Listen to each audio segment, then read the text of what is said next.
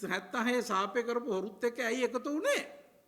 නෑ මම කතා කරන්නේ සංඛ්‍යාලේ රනිල් වික්‍රමසිංහ ගැනවත් අනුර කුමාර දිසානායක ගැනවත් නෙමෙයි මම මේ කතා කරන්නේ. මේ රටේ සමස්ත ජනතාවගේ පැත්තේ ඉඳලා මම කතා කරන්නේ මේ බිලියන ගාණක් මුදල් ණය වැඩිවීම තුල ඇත්තම සංඛ්‍යාලයකින් ඉදිරිපත් කරලා කතා කරන්නේ අපේ රටේ අපි ඉන්න ස්ථාවරය පිළිබඳ පැහැදිලි කරන්න. නැතු මේ රනිල් වික්‍රමසිංහ හොඳයිද, අනුර කුමාර දිසානායක හොඳයිද, සජිත් ප්‍රේමදාස හොඳයිද කියන එක නෙමෙයි අපිට තියෙන මේ අපේ රටේ ජනතාව වෙනුවෙන් තමයි අපි මේක හැමදේම කරන්න ඕනේ. ඉතින් මේක ඇත්ත කියන එක ඇත්ත වශයෙන්ම මේ ජනා සංඛ්‍යාලයකින් දෙපාර්තමේන්තුවට විස්තුති කරන්න ඕන මේ වාර්තාව මේ අයවැය දැන් අපි අයවැය පිළිබඳව දැන් කතා කරන ලෑස්ති වෙලා ඉන්න වෙලාවේ මේක ඉදිරිපත් කිරීම පිළිබඳව සත්‍ය වාර්තාව. කියන්නේ දුප්පත්කම වැඩි වෙනවද ඔය කියන්නේ? දුප්පත්කම වැඩි වෙලා තියෙන්නේ මම කිව්වේ 122 ඉඳලා 132ක් දක්වා යනවා කියලා තියෙනවා. 22 හිටපු එක. ඉතින් දුප්පත්කම වැඩි වෙලානේ. මේ ජනහා සංඛ්‍යාලයකින් දෙපාර්තමේන්තුව දුන්න මේ සංඛ්‍යාලයකන අනුව. මේක බොරුවක් නෙමෙයි. පහුගිය කාලේ IMF එකේ මේ කිව්වේ රට හොඳ තත්ත්වයකට ආර්ථිකේ නැගමක් තියෙනවා. නෑ මේ IMF එකෙන් කියන එක මම කියලා තියෙන්නේ මේ වාර්තාව IMF එකෙන් කියන එක කියනවා. IMF එකෙන් කියනවා මේ බලන්න අපි ඉන්න තැන පිළිබඳ IMF එකෙන් ප්‍රකාශන නිකුත් කරලා තියෙනවා. IMF එකෙන් කියන්නේ අපි ඉන්නේ හරිම අවදානම් තහගත තත්වයකේ කියලා IMF එකෙන් වාර්තාව නිකුත් කරලා තියෙනවා. ඉතින් මේක මේ ජනා සංඛ්‍යාලයකන එකෙන් නිකමට කියන්නේ නැහනේ. මේ ඒගොල්ලෝ කියන්නේ මේ සම්බන්ධය රාජකාරී වශයෙන් ඒගොල්ලන්ට කියන්න දෙන්නේ තමයි මේ කියන්නේ. ඉතින් IMF එකෙන් කියනවා හරිම අවදානම් තත්ත්වයක ඕගොල්ලෝ ඉන්නේ. 122 110කින් තව වැඩි වෙනවා කියන එක කියනවා. මේ IMF එකේ වාර්තාව පිළිබඳව මේගොල්ලෝ කියන්නේ. ඔබතුමා කියන හැටියට මේ අපි හිතමු ඊළඟ ආණ්ඩුව ඔබතුමාලා බාර ගන්නවා කියලා. එතකොට ඔබතුමාලට පුළුවන් ද ඔක වර්ධනය කරගන්න? මේක වර්ධනය කරන්න නම් කරන්න තියෙන එකම දේ ණය ගැනීම සීමා කරන්න ඕන. මේ ණය ගැනීම සීමා කරලා බෙල්ලා එක්කෝ ණය ගැනීම 100%ක් නවත්තනවා කියන එකටත් වඩා සීමා කරලා අඩු කරලා මේ ණය ගෙවන ක්‍රමයක් පිළිබඳවයි කතා කරන්න ඕනේ. අපිට කිසි දවසක උදම්මනන්න බෑ කිසිම රජයකට අපිට හරි හිටපු රජයට හරි අපි හැමදාම ණය බර වැඩි කරගෙන ආවා. දැන් මිනිස්සු 100ට අපිට 159 දෙනෙක් පාර්ලිමේන්තුවට දීලා 3න් 2කටත් එහා ගිය බලයක් දීලා මිනිස්සු පණිවිඩයක් දීලා තිනවා. බල මේ ණය ගැනීම අඩු කරලා මේ මිනිස්සුන්ට සහනයක් දෙන්න වැඩ කරපල්ලා කියලා. ඒක නෙමෙයි වෙලා තියෙන්නේ. මේ පෞසුගේ අවුරුද්දක් ගිය තැන වාර්තාවේ කියනවා. හරිම ඩේන්ජරස් හරිම අවදානම් තත්වයක අපේ ආර්ථිකය තියෙන්නේ කියලා. ඉතින් ඒක ගැන අපිට සන්තෝෂ වෙන්න පුළුවන්ද? දැන් පහුගිය ආණ්ඩුව වග කියන්න ඕන නේද මේ තත්ත්වයකට එන්න? හැම ආණ්ඩුවම කියන්න ඕන. මෙතෙක් පැවති හැම ආණ්ඩුවම මේකට වක් කියන්න. සජාතික පක්ෂ ඔබතුමාලගේ ආණ්ඩුවක් තිබ්බා. ඒකෙත් වක් කියන්න ඕනේ කියලා මම කියනවා ඉතින්. ඒක හරි නැති ඉඳන්නේ මිනිස්සු ඒ හරියටම කරපල්ලා කියලා මේ 3න් 2කටත් ඒක බලයක් දුන්නේ ඉතින්. දැන් ආණ්ඩුව කිව්වේ අර මේ එන්නේ ඉස්සෙල්ලා කිව්වේ 76 වසරක සාපේක හරි වගේ ඒක. 76 වර්ෂයක සාපේ හරි නම් දැන් මේක 76 වර්ෂයක සාපේ හරි තැනට ගේන්නේ ඒකට සාප කරන උන්ට සාප වෙන්න මේගොල්ලෝ හරියට කරන්න එපා. දැන් මේ අද ඉන්න තත්ත්වය පිළිබඳ බැලුවෙන් පස්සේ උණුත් එකයි මුණුත් එකයි තොපිත් එකයි කියලානේ කියන්න වෙන්නේ. අවුරුද්දයි තව කරගන්න වෙලාව ඕනේ. ඉතින් අවුරුද්දෙන් මොනවද කරේ? දැන් මිනිස්සු අහනවා අවුරුද්දෙන් මොනවද? මම හොඳ උදාහරණය මම ඊයේ පෙරේද සජිත් ප්‍රේමදාස ගෙනන රැස්වීමක් තිබ්බා මතුගම ශ්‍රවණාගාරේ. මම ඊතර ප්‍රසිද්ධියක් දුන්නේ දවස් 3යි.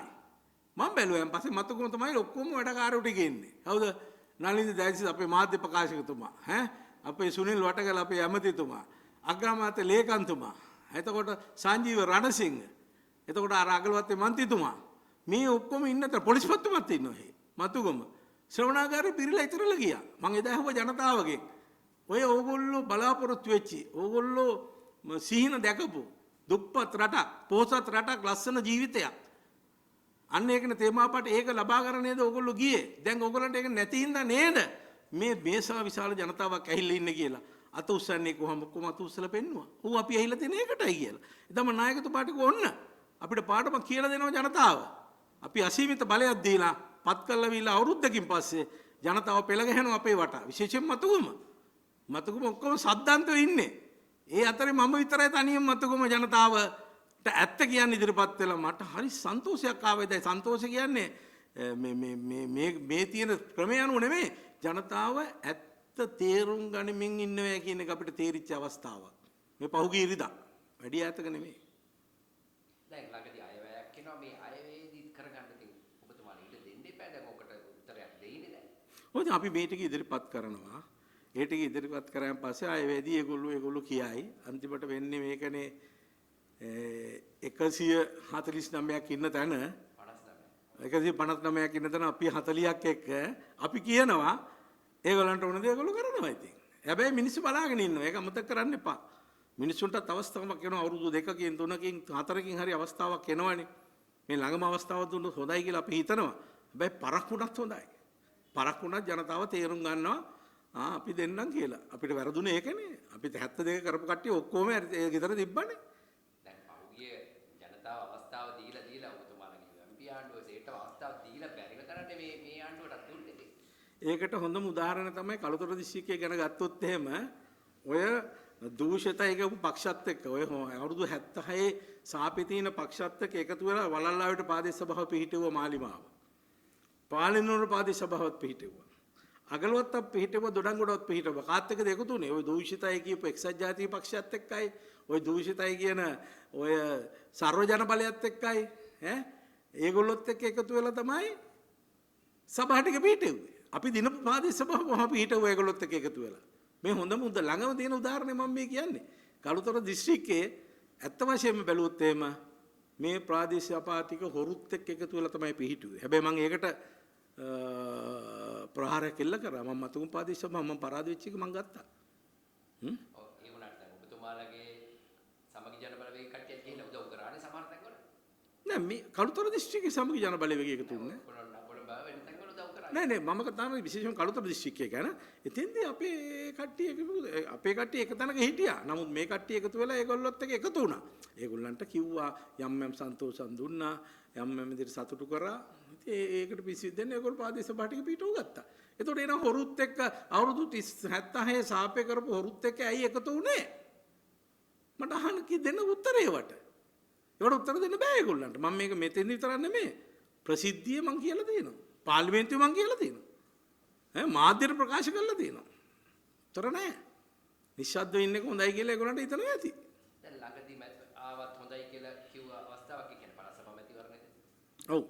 ඉතින් ළඟදී පළාත් සභා මැතිවරණේ આવුත් එහෙම ලොකු වෙනසක් තේරෙයි. මොකද හේතුව දැන් සමුපකාර ඡන්ද බලන්නකෝ එක්කෙනෙක්වත් එන්නේ නැහනේ. අපි සමුපකාර ගන්න එච්චර උනන්දු වෙන්නේ නැහැ. නමුත් මිනිස්සු දෙන්නේ නැහැ පක්ෂයට ඡන්දේ. පේනවනේ. ඔක්කොම පරාදයි. අඩුවන එක මන්ත්‍රීවරයෙක් තේරිපත් වෙන්නේ. ඉතින් එතකොට අපිට පළාත් සභාව ගැන කුමන කතාවද? පළාත් සභාව තියන්න බයයි ආණ්ඩුව. අපි තියෙනකම් බලන් ඉන්නේ. දින දෙන්න ඕනේ වෙලාවක අපි සූදානම්. අපි පක්ෂ ඔක්කොම එකට එකතු වෙනවා එදාට. මේගොල්ලෝ එකතු වුණා වගේම එකතු වෙනවා. 76 හොරුත් එක්ක එකතු වෙලා ඒගොල්ලන්ට පාර්ලිමේන්තු සභාව පිහිටවන්න පුළුවන් නම් අපි හොරුයි කියන කට්ටිය නමට විතර නෙමෙයි. අපි හොරුන් ගාව ගන්න නැහැ. නමුත් මේ පක්ෂත් එක්ක අපි එකතු වෙන තීන්දුව කරලා තියෙනවා. එකතු වෙයිද? එකතු වෙනවා අනිවාර්යයෙන්. එක්සත් ජාතික පක්ෂ නම් හරි කියලා කියයි.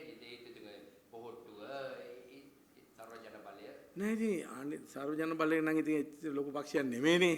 මේ අලුතෙන් පටන් ගත්ත එකන්නේ පොහොට්ටුව ඉතින් යම් කිසි ප්‍රමාණයක් තියෙනවා. නමුත් ඉතින් එක්සත් ජාතික පක්ෂයයි සමගි ජන බලවේගයේ එකතු වුණු උත්කාරිය දැවන්ත පක්ෂ දෙකක් නේ. එක පක්ෂනේ ওই දෙකට කැඩුනේ.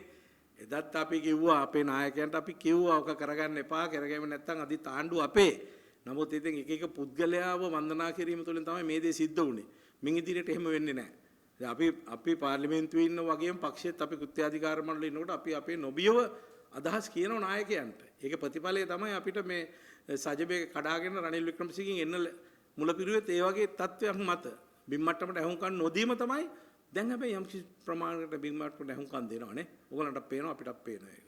ඉතින් අපි වැරදි හදාගෙන ඉස්සරහට යනවා. අපි ශක්තිමත්. ඒක තමයි ඇත්ත. නායකයෝ ඇහුම්කන් දෙනවද? ඇහුම්කන් නොදුන්නොත් ඒ නායකයන්වත් අපි අඳුරලා දෙනවා ජනතාවට. මොකද අපි කිසි දෙයක් බලාගෙන පාර්ලිමේන්තුවට ආව මිනිහෙක් නෙමෙයි මම නා. අපේ පක්ෂයේ ඉන්න කට්ටියත් එහෙම තමයි මං හිතන්නේ. ඒ නිසා නායකත්වයටත් කියන්න පුළුවන් හොඳුනාරටියක් අපිට තියෙනවා. මිනිස්සුන් එන අපි නියෝජනය කරන්නේ. දැන් පළාත් සභාව ඉදිරියාව දැන් සමහර මන්ත්‍රීවරු කිව්වා අපි ඉල්ලා අස්සලා පාර්ලිමේන්තුවෙන් අස්සලා මේ පළාත් සභාවට එනවා කියලා ඔබතුමත් එනවද? නෑ මම නම් එහෙම තීන්දුවක් කරගෙන නැහැ.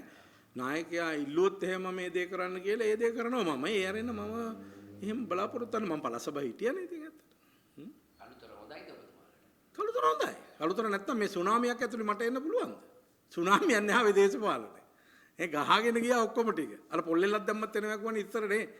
ඒ රාජපක්ෂ මහත්තයා කාලේ. දැන් මේ ගමන සුනාමියක් ආවා. සුනාමියෙන් අපි දෙන්නෙක් හරි ආවනේ අජිත් පෙරේරා